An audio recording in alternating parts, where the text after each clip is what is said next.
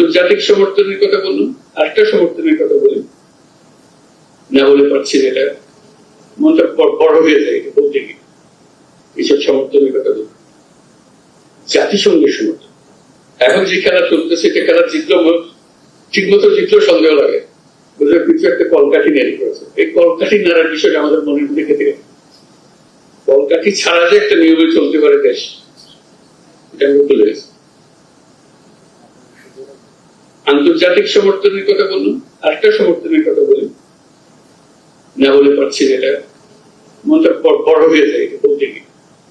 এইসব সমর্থনের কথা বলি, জাতিসংঘের সমর্থন, rights high commissioner for human rights, তাদের একটি রচনা, তাদের একটি প্রতিবেদন সারা পৃথিবী প্রতিনিধি। এখন কারো বয়ান আর কেউ শুনবে না, বুঝেই হয় না। আর কত সমর্থন চাই আমরা, একদম অক্ষরে অক্ষরে বলে দিয়েছে কোথায় কাকে মারছে, কিভাবে মারছে। এর থেকে বের হওয়ার টাকার কোনো উপায় নেই।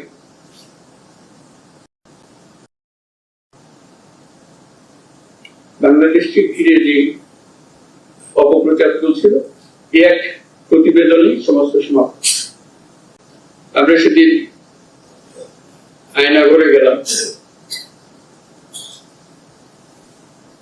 মানে মানুষ কত নির্মম হতে পারে, বিভৎস দৃশ্যের সৃষ্টি করতে পারে, নৃশংস করতে পারে,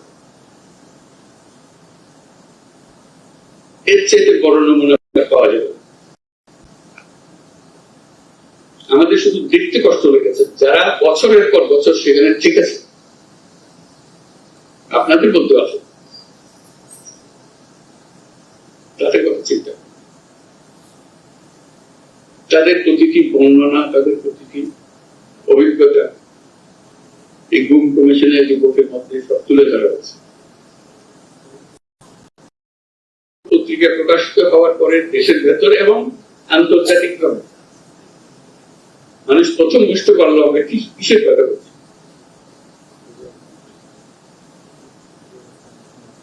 আমরা কোথা থেকে এসেছি। কাজে আমাদের প্রথম পর্বের এই সম্পদ নিয়ে আমরা দ্বিতীয় পর্বে আসলাম।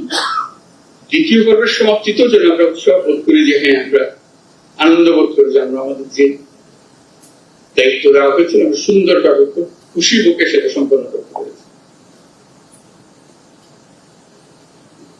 নতুন বাংলাদেশের জন্য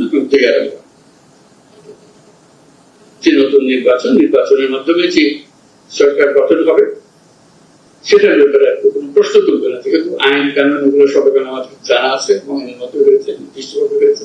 এটা নট সরকারের ব্যাপার,